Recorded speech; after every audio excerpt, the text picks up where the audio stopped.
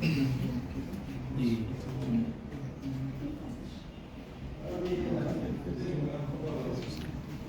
to Focus on Liberia. We're here at the Voice FM manager, CEO, journalist Sekou has a very serious, important thing to speak. I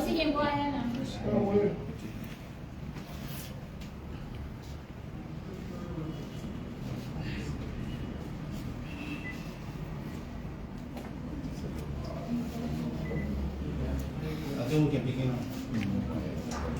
Good evening, ladies and gentlemen of the press.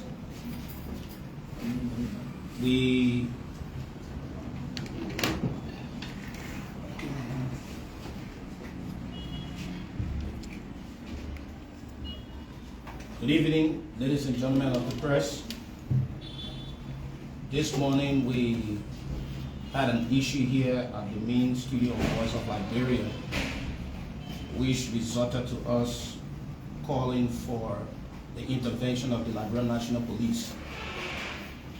And so the issue is currently before the LNP for full investigation. We thought to invite the media so that at least the media can be informed and our people out there will not carry, misleading information. So we will give the Chief Executive Officer, in person of Mr. Sekou, the opportunity to expand more on this situation. And then thereafter, we will entertain questions from you all as media institutions. And then we'll also again give the CEO the opportunity to respond to all of the questions that will be asked. So having said that, we will now turn over to Mr. Sekou, who will expand more on this press conference. Thank you.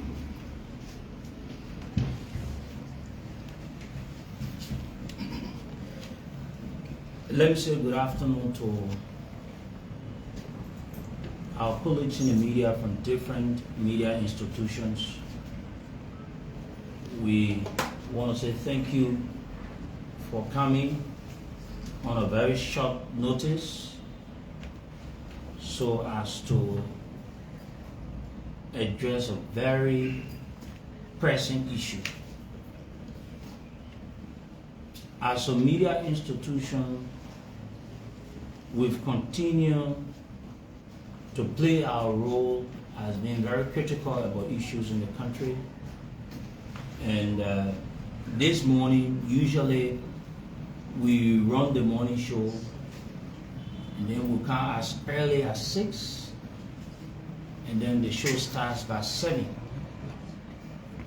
While we're on the show this morning, we got a tip off from one of our sources that a young man by the name of Nana has been entering our premises with weapon. And when we got the tip off, we were shocked and so confused about such a news that while our radio station or the premises of our radio station we experienced such, right away I contacted the manager to ask about the individual mentioned. In the process, we decided to inform the Liberia National Police because, as we all know, the police is the first contact point. And so we formed in the police. I tried R1. Let me say thank you to the current R1. He was able to respond immediately, and he said to me on the phone that they were sending plainclothes officers. So we managed to talk to our sources so as to make sure whatsoever information that they were giving us were truth. And when the officers arrived at the premises of Vosa, Liberia, we worked along with them. We took them to the other area of the radio station, and it was truly established that a fellow by the name of Nana had a single barrel weapon in his bag in the premises of Vosa, Liberia. Mind you, the Liberia National Police of recent, they've announced that individuals carrying illegal firearms or weapons should report it, because it has been noticed that you have weapons out that are not registered according to them. So meaning if they find out you have one, it means you breached the law. So with that, when the police came and find out that this individual had the weapon, the police decided to ask him. And they also asked us as an institution, and this is exactly what we said, that we are law-abiding people. We have no knowledge about how the weapon. We are professional people, we are media people, and everything we do here, we play with the microphones, and we do news-related issues. It was noticed that he had the weapon in his bag. One of his colleagues informed someone, and the sources, they informed us. He had told that of his colleague that Voice of Liberia is being placed on the radar of the government. And so, his sister that works in the EPS was the one that gave him the weapon to come along with it to Voice of Liberia. Evidence of what we will play, you will listen to him, and all of what we're saying, you will listen to him saying it in the conversation he had with his colleague. And so, it says that the government has placed Voice of Liberia on whatsoever he called a radar.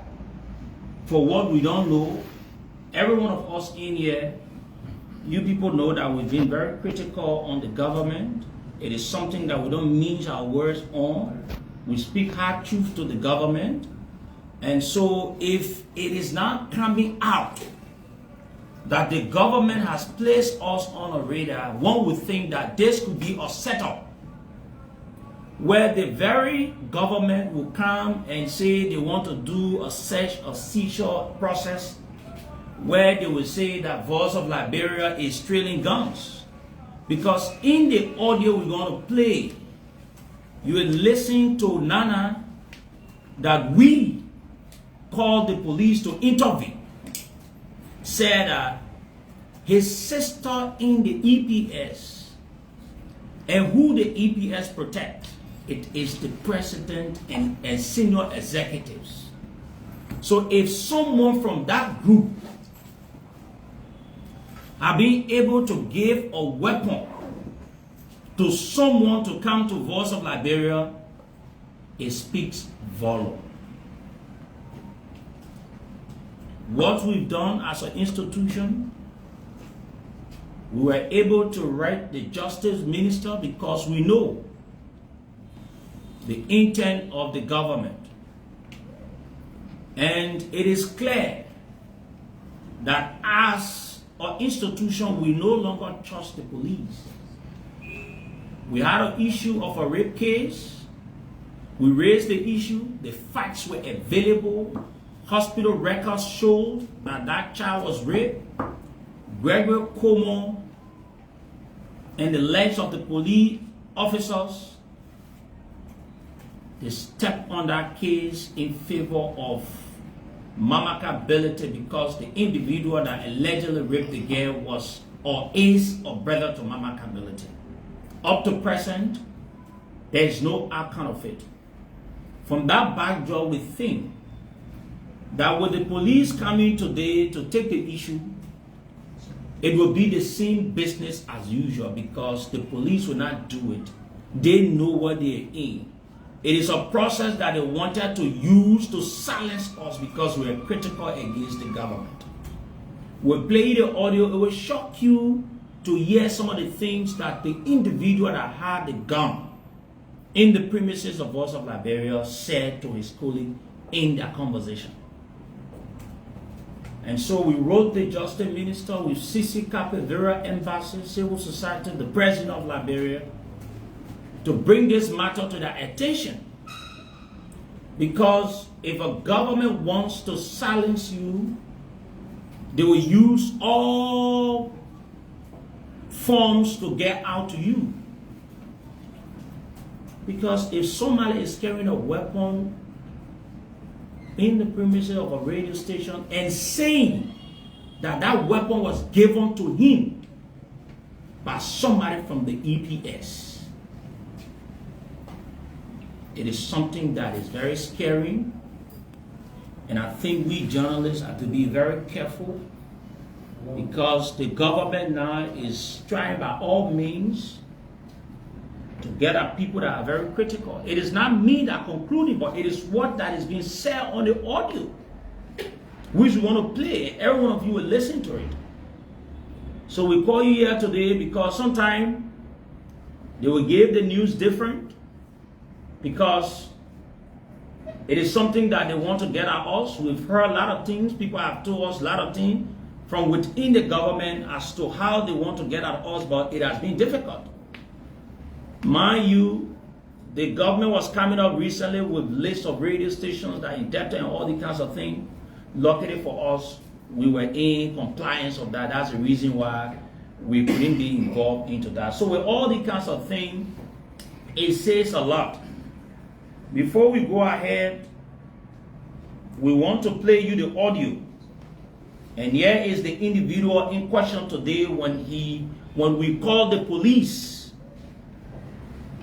And you can see that this is within the premises of our radio station. Right there, you have the news area. You will see this, So we're going to play it because we want you to listen and all of your viewers to also hear what the man said. How he got the weapon, who gave him the weapon, what they say the government has planned about this radio station. This is it.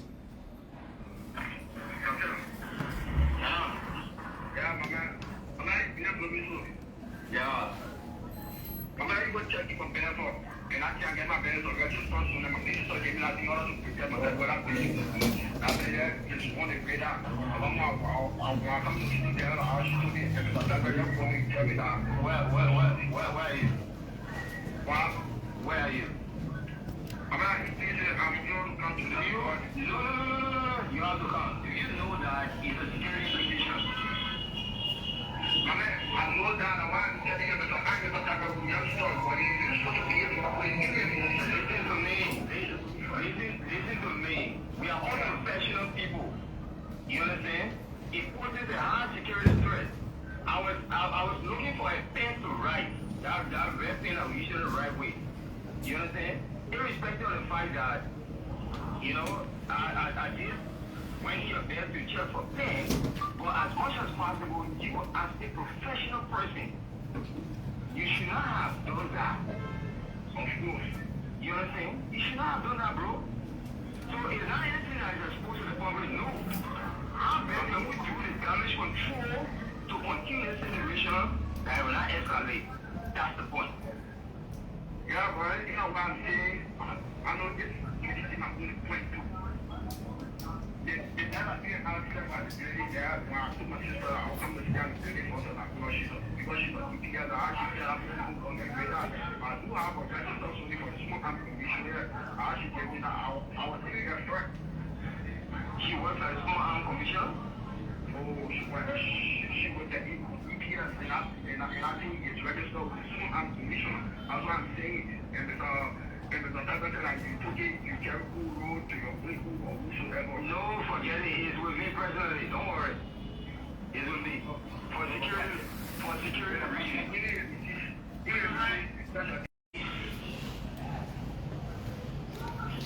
I can see this one.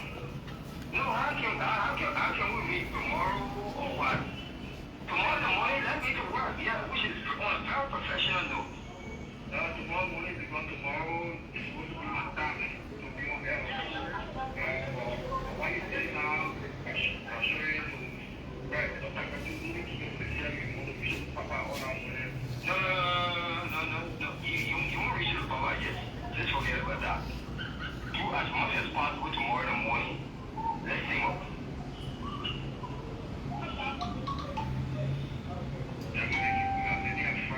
No. You are not guilty. It's not an issue of being killed. Once it is something that is legally registered and you can take it for your own personal protection. And that will be discussed on a professional note. You don't take it for any other reason as an anti or party. Like when you told me, you already make your part clear. You don't feel as an anti, but for me, for my own part, as a ball, I'm your big girl. Relate with me. Hey, no, I say, no, Jesus is a teacher, God, no, I'm going to start wearing the rest of it. Yeah, come in, I'm ready, come on, come in, let's stop. This was just a time when I was a I was born, and so, today, I'm already taking out consideration, but we're saying, something, it's a professional place, it's supposed to start. Yeah, but that doesn't really find that you cannot still consider a professional corporate. You understand? It's just the issue of clarity, that's all. I took this thing for my personal protection because of the distance or what have you. And I'm not trying to spoon feed you. It's not something that I'm trying to spoon feed you. Once it is something that is legal, then you got all right to defend it, that's all. That's all. And I ain't public. And why I'm one is for us to hire with that because the person can actually take place operation. But even if the person is I know that to get me to. And when it look at me, there's one protection basis I want because this one like it we do not miss. I want to stop to that and I said I be scared I cannot do every 5 minutes. But then I'm saying nobody out there know. Nobody out. One person that you out there know. Everything that I do is personally related to myself. I want to decide to inform Mr. Tagway. Now when Mr. Tagway inform, I don't inform Emmanuel. Because I know Emmanuel, I'm here, we can talk too much. You know, but I'm telling you, I think that one of the things. Yeah, but even the angry stuff, when you get careful with your people and Okay. So, you guys listen to the conversation. That is the conversation he had with one of his colleagues. So when you listen, you will listen to a lot of interesting information that he was sharing. Number one, someone that has no security knowledge or that is not having conversation with a security person will not know whether an institution is on a radar. It is a security jargons that people will say, you know what it means for them to place you on a radar as an individual. Neither to say a government will place a media institution. What becomes of the people that are working here? What becomes of the critical things to say? Because if you're on a radar, anything can happen to you anytime. Because if the government sees that maybe you work like this and they're not happy about it, they can do anything to you because they are observing you, moving all your mood, telling you, doing all of that, in fact, planning people and all of that. So why would the government decide to do such when we should have a freedom of speech in the country? We need to speak out and all of that. And since this morning, We reported the information to the police, and we just you to know the police has not been able to make mistake to call us back to know whether they've started the investigation, whether they will need us. We yet to know even what's happening since this morning. So we're saying this so that the public can know that the government is after us by all means, based on what we heard from this young man that had a gun, that we were placed, or the station is placed on the radar by the government or whatsoever. And we know at the end of the day, maybe they will wake up and say, oh, they saw gun or weapons within the premises of Voice of Liberia. Let's make it clear that we won't call the police today. The police, they didn't know nothing about it. We called them, and since we called the police, they came here, they took the two individuals along with them. The police is yet to even tell us today what's the next step, whether we will be involved, whether we need to give information or whatsoever, who are those, the names the man is calling in the conversation and all of that. So it says to us, maybe the police knew about what happened, because if they're so serious to know the actual story about this weapon, but now they should have called us in, or maybe go deep into it, let us know, because the weapon was found with the man. The report we gave you, the police, you came, you saw it. So we thought to call the media and let the public know. We also wrote with CC Capivera embassies to be aware of the government plan against us, that with the help of God, like I've always said on the radio, with the blessing of our parents, there will always be things that will come up once it is being planned against us. So that is it. Maybe some of you guys, you've got some questions. You can go ahead and then we'll answer them.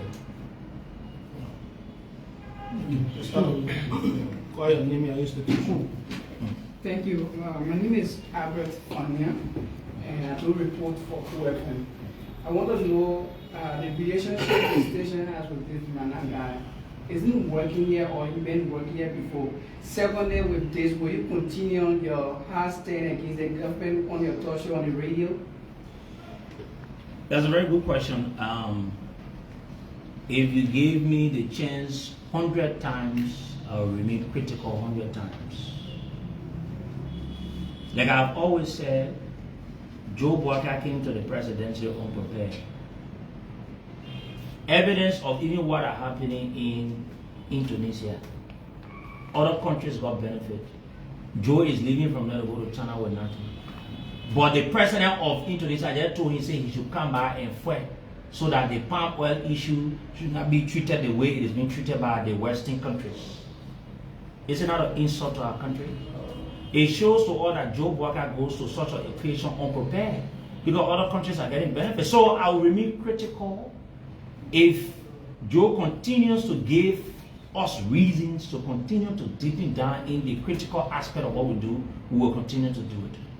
On the aspect as to whether we know this guy, so Voice of Liberia hosts one of 8 local branches, because you know we have our branches across the country. And then, so our brother branch is here. I'm told, according to the investigation we conducted, he has been popping in to the radio station there, but when he got to know that, you know, this is the building too that hosts the radio station, I think they noticed some of his activities. That's the reason why the entire thing came up. And then they noticed that he had a weapon in his bag. So thank you so much. My name is Michael and I report for Sky FM. Having explained all of those actions from the police, do you still trust the police investigation? If not, what's the next step, given that the information is surrounding the government?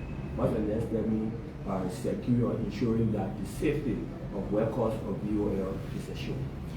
So the very first thing we needed to do today, we had a conversation. That's the reason why you see we are even having such a press conference this time.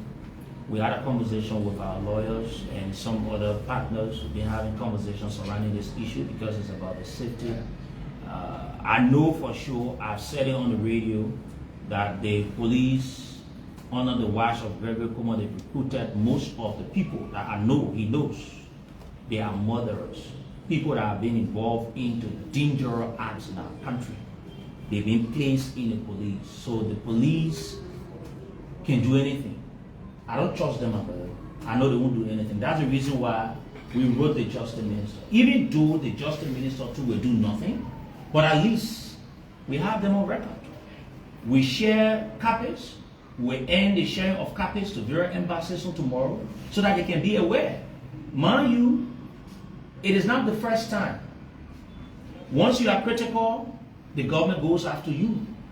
So in the point that the police will go into this, just from what I just explained, we that complain to you today, we call you, say, can we get something here? You come there, you carry it. Since then, you not call us to tell us, say, this is it, come and tell us. Or do this. They've not called us. So that alone tells you that the police will not do anything about it. What they wanted to do was to use that man, the EPS person giving the gun to the man, to come here and make it to look as if to say it is from within the premises. Maybe they will say that we the one trailing guns and all of that, because Gregory Kuma has been trailing guns. He was once denied from the U.S. Embassy. It was the legs of Ellie and Massacre and then a bear for him before he could get visa to go to the United States. The records are there. This man has been trailing guns. You understand? So I don't believe the police. I don't trust them that they will even investigate this thing to do anything about it. But it is about our reputation as an institution. We are running media activities here. We're not doing gun bidding here. Why gun will come here? So those of the people that plan and think say they will come here and plan people among us and do something, so at the end of the day to bring some of us down, to make our institution, to use it, to close the institution, because once you find out that weapon is found within the premises of Voice of Liberia, it cuts beyond anything or media institutions not be having gun. Then why we have gun there? So they could use it to bring us down or maybe to shut us down. So the police will not do nothing about it. And the reason why we wrote the Justice Minister, we just did it because we need to do it, but we not also trust him. So that is it. So I'm Thomas Kojovola. I work for Firearm FM. I'm concerned there are too many critical radio stations in Liberia. None of them have reported such about being allegedly targeted by the government of Liberia, specifically Voice of Liberia at this time when there are too many critical stations here. So who decides as to when, where, and how government wants to do something? Who decides? The government choose when, where, and how to do what they want to do. My brother, they didn't listen to a message saying that his sister in the EPS told him that our radio station is on the government radar. You didn't listen? Now I'm a voice there. The man is with the police now as we speak. And what I want from you guys, we all in the media, this is where at times we need to make the public to understand. Let the police tell us as to whether what I'm saying is false. Didn't the police come here this morning and arrest someone? Was it the police that decided to come here by themselves, or we invited them? Since they came, they told the people, why is it they not call us? If only if they want to be honest. So, my brother, they will be having 1,000 critical radio stations. But the government or whosoever will decide as to how, where, and what they want to do at a particular time. So this is ours. You don't know what they are planning for other institutions. Why if we could not be smart based on the sources, and then they found out that we have such a weapon in this place? But now you yourself, you will see us differently. Why will Sekou be critical they haven't gone? Or what they may do with gone? Then they will say it differently. So the government, I will not tell them why they're not going to other radio stations, but as far as I'm concerned that Joe Walker is very intolerant. What I know of him, he doesn't stand these things. All the time he feels angry. We got sources that tell us that every time the old man is angry for some of the things we see on the radio. Yeah. Thank you for your deliberation. We hold it. My name is Prince Joey, and I report for Smart Radio. we wholly depend on the police and the justice system to look into these kind of cases. Now that you're having a very huge distress, who do you think we go to right now? And secondly to that, do you have an experience of which you're having this halo of distrusting the justice system and the police? Yes, so like I said to you, we investigated an alleged rape case. It was proven, documents, medical reports confirmed that this child was raped. We informed the Inspector General. The very first day, it was established in less than a week when they placed this man. When last have you seen an alleged rapist decides his own judgment? It is in the case under the watch of Gregory Homer, where someone allegedly raped. They went to the police area, they took some time, then they put on OSA. And they say when they finish doing the investigation and before they bring them back, how long does it take for the police to go to hospital and determine whether this child was raped or not? So with that, I can safely say this to you, that Greg, under his watch, there will be nothing of such, because it is the same police that is out there killing people. Today you hear say the police killed the other person, involved in all these things, so they will not do it.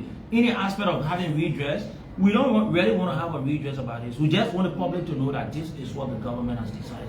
And this is what they want to do to get at us. Because bringing weapons to our premises and everything, it will not help, because we're not fighting yet. We've never fought war. We don't know how to use guns. So there's no way it will be useful to us. Another person? Yeah. My name is Confirm.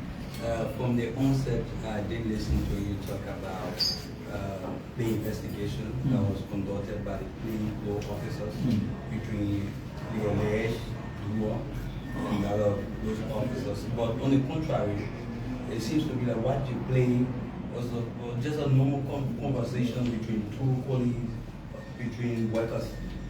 I don't know how you can reconcile that.